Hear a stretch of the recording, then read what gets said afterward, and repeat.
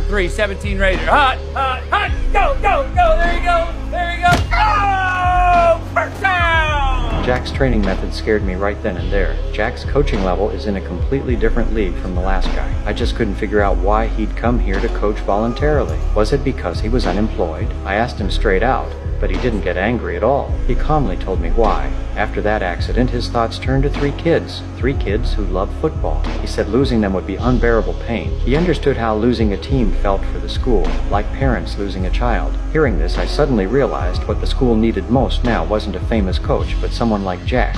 Someone truly committed to the team. And so, the unknown Jack became Marshall University's new head coach. On his first day, he discovered the team was in worse shape than he'd imagined. A football team needs 11 players on the field and at least 50 in reserve. But we had only 3 players left. Knight was playing through a shoulder injury and couldn't even guarantee he'd last a full game. Yet, Jack still smiled with confidence. After greeting them, he pulled me away, insisting they were the best players he'd ever seen. He needed 55 more like them. I could only smile bitterly. If recruiting were that easy, would the head coach position have fallen to him? But I never imagined this wouldn't faze him. He urged me to petition the Sports Association to secure special permission for recruiting freshmen. I flatly refused.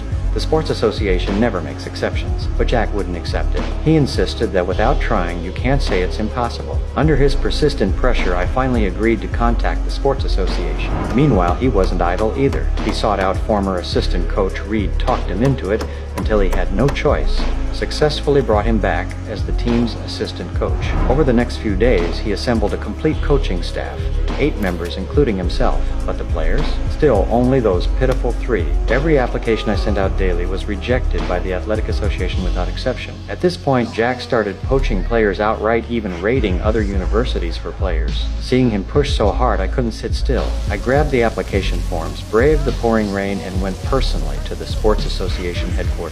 I pleaded with them, asking them to give us one chance in light of the recent plane crash. My persistence finally moved the Sports Association. They agreed, allowing us to recruit freshmen. The moment this good news broke, a flood of untapped talent poured in. As long as they showed potential, Jack took them all, even if they'd never played before. As long as they were tall and strong, they joined the team. Soccer players? He recruited them too. Under his relentless drive, the team grew from 3 members to nearly 40. It was a monumental leap, but I knew the real challenge had only just begun.